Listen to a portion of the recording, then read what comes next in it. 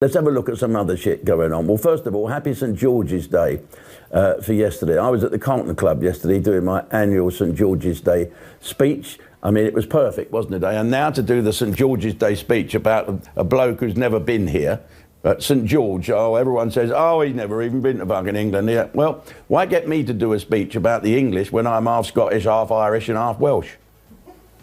Oh, that's 1.5, isn't it? Grandad was Welsh. All right, okay, a bit of Welsh thrown in for good measure, but no English in me at all. So I was in a taxi on the way to Waterloo Station, and I said to the drivers, they always talk to me like, oh, Jim, they're never looking where they're going, they must have necks like this. And he said, well, you've been doing your St George's Day lunch? I said, yeah. He said, I noticed there's no flags anywhere. No, the mayor's banned them, and we're told, and this has been last year as well, we've been told that if we put a St George's flag or a Union Jack on our cabs, we'll lose our licence. That's by the mayor. Well done, Sadiq Khan. Well done, Keir Starmer. Any mention of St George's Day? Well, good old Sadiq, that little person who's running our capital, started his message pretty well, talking about fish and chips, Sunday roast, Shakespeare. It was Shakespeare's birthday yesterday, wasn't it? St George's Day. Shakespeare. We fucking crap, Shakespeare. Couldn't fucking write a letter. Anyway, Jane Austen. She invented the car, didn't she? The Austin 7. The Beatles, their birthday was yesterday. No. This is what he's talking about, the little mayor who thinks, oh, I know all about England. Jane Austen, the Beatles, Wimbledon, the Bay City Rollers. But he couldn't leave it there, could he? No. Comedian Jim Davidson, notorious for pushing the boundaries of political correctness, has ignited a firestorm online after launching a fierce attack on London Mayor Sadiq Khan during a live TV appearance, prompting immediate outrage across British politics. The controversy erupted after Khan made what appeared to be a straightforward call for people to embrace their brown, black and ethnic minority neighbours, promoting a message of unity. But Davidson refused to let it pass, turning the moment into a verbal bombshell that has everyone talking. Fans are reminded to like the video and subscribe to Dark Britain, especially since over 98% of viewers watch without hitting follow, a free action that ensures they don't miss such explosive moments. That little shit, Mayor Sadiq Khan, puts out a statement saying that we should all hug our brown, black and ethnic minority neighbours. What a race-baiting little shit. Why can't we just hug our neighbours? Love thy neighbour. Or is that too Christian? No, he doesn't want real community cohesion. No, he wants to cause division. Eh? Where are his statements calling for people to hug their Jewish neighbours for the past 7 months, when Jews kept telling him that pro-Palestinian marches he sanctioned made them feel terrified in their own country? He was pretty fucking silent then, wasn't he? Do you know what? It's gone mad. Our leaders have done nothing but make the situation worse. Barney Rubble, right? Keir, two-tier Keir. He must surely recall Parliament in a minute. He's come back from his holidays early, hasn't he? But they've got to come back and have a proper debate about the tensions in the country. And not just arrest people. There's tensions going on. There's poor Muslim, Pakistani, Bangladeshi people frightened to death of the so-called right. Jim Davidson didn't hold back. He unleashed a furious tirade at Mayor Sadiq Khan, denouncing the lies, the censorship, and lamenting what London, his London, has become. This isn't merely the outburst of one comedian.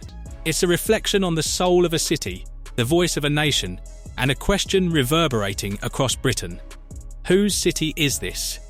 Davidson didn't aim to go viral, he wasn't following a script, and there was no PR team to polish his words.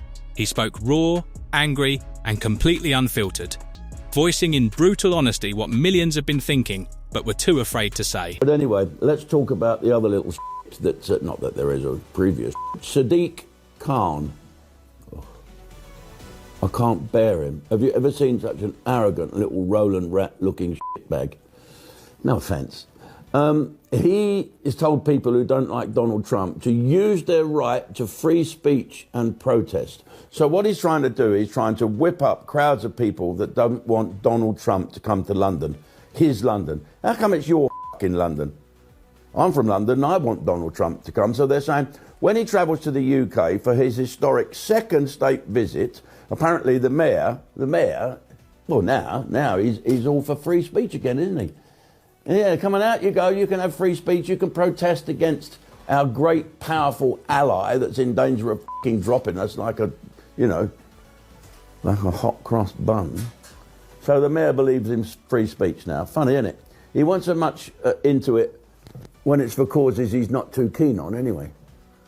Anyway, the awful little shit has he's already told Trump's office to prepare for protest when he arrives here.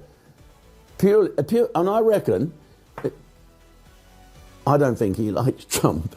No, I don't. I think that is it. It's purely it. He doesn't like what Trump stands for. Comedian Jim Davidson has sparked a storm after openly attacking London Mayor Sadiq Khan live on TV, prompting immediate outrage online and across British politics.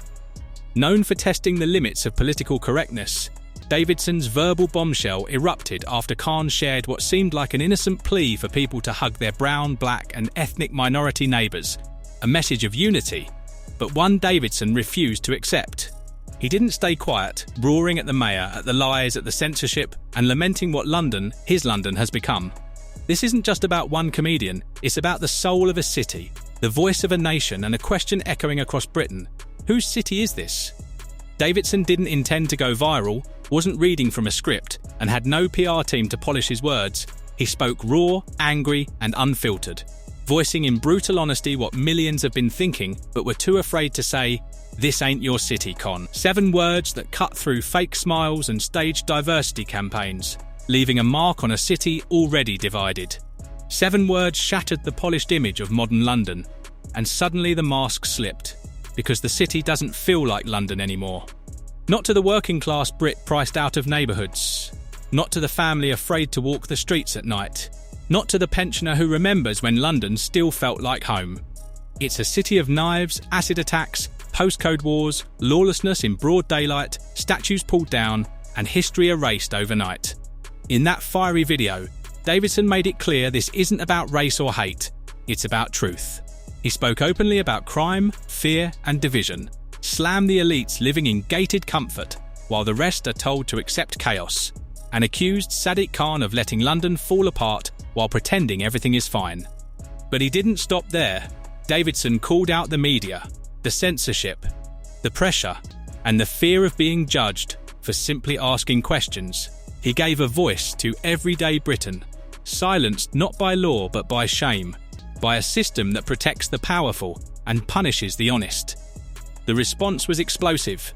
The video went viral. Millions watched and shared it, because finally, someone said what many felt, though not everyone applauded.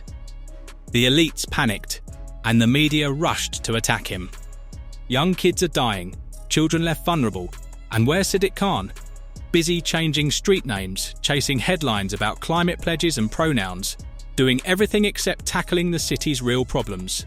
The police are demoralised, the justice system weakened, and weak criminals empowered because under his watch, actions have no consequences. You walk, you stab, and you're misunderstood. Protest for the wrong cause, and you're arrested. Davidson put it bluntly.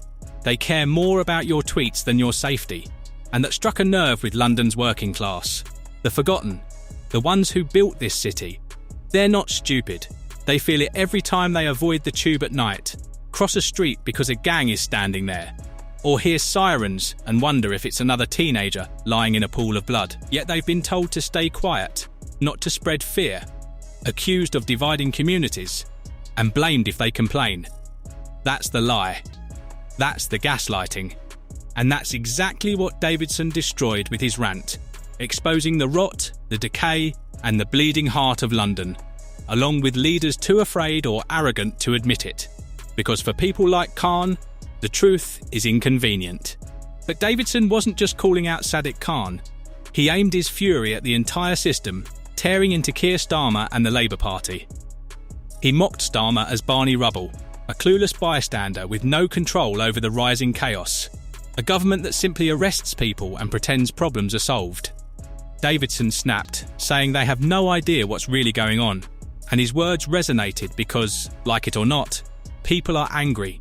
Angry about rising crime, angry about being ignored, angry at a political system that values image over action. His brutal honesty turned a single rant into a national headline. Supporters praised him as brave, a voice for the voiceless, one of the few willing to challenge a broken system prioritising ideology over common sense. Critics, however, fired back, calling his words dangerous and accusing him of fueling racial tensions in an already divided country. While Khan's office warned that public figures must not stir up hate, Davidson's supporters pushed back, insisting that truth isn't always polite. Sometimes it's loud, raw and unapologetic, and that's exactly what he delivered. What stunned people even more was his follow-up rant, painting a dark picture of a country unravelling, his rage raw and unmistakable. Then came the most controversial part. Davidson directly linked immigration to the rising crime, terrorism and a nation falling apart, sparking another wave of heated debate. You are mayor of the capital city where the most recent terrorist attack has taken place. How many of those 400 have come back to London?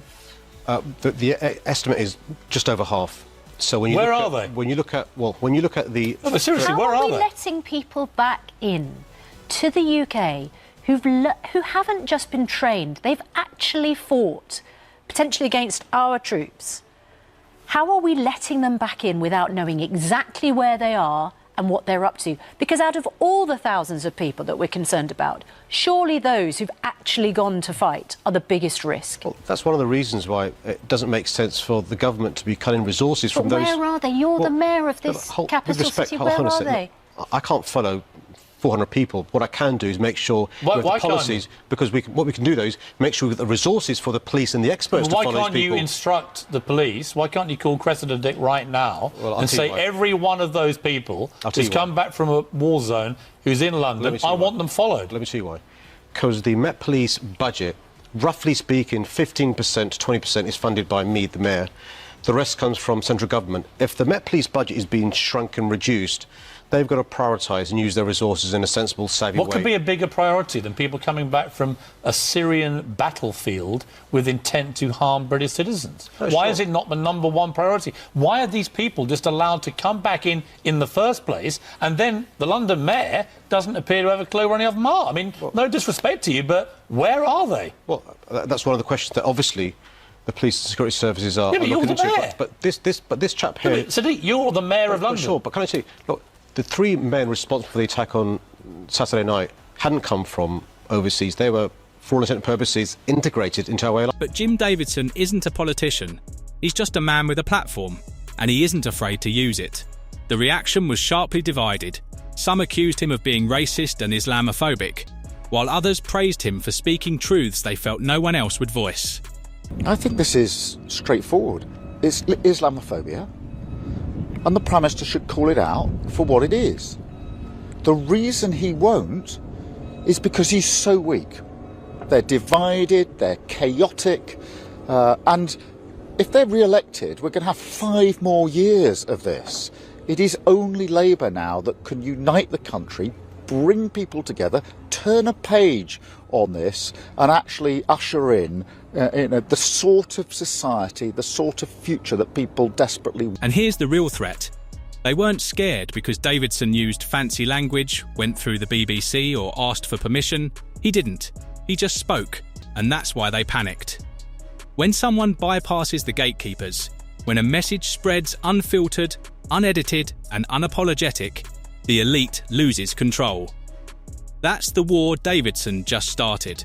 Not with violence, not with threats, but with truth. And they know it, because this wasn't just a comedian having a rant. This was a public figure with decades on stage, decades of experience, and decades of watching the country change, finally voicing what millions have felt deep down. We've been betrayed, not just by politicians, but by institutions, by the media, by those who promised to protect us and then turned their backs. Choice here is a choice of failure, more of the same old failure or a fresh start with me. This is about how we move London forward. Cab driver telling me that crime is out of control in London. The stats telling me that crime is out of control in London. Let's look at it like this. How can the mayor look the black community in the face? How can he look women in the face and say he's proud of his record when the streets are not safe for either of those two groups? We've had an 86% rise in knife crime. That's why you hear me talking about stop and search. That's why you hear me talk about scan and search. We need to make the streets of London safe. It is not an option, it is a necessity, and I will take that leadership. The backlash was immediate, but not from the public. It came from the system. Fact-checkers rushed to shut him down. Verified accounts on Twitter called him frightful. Activists demanded his removal from platforms.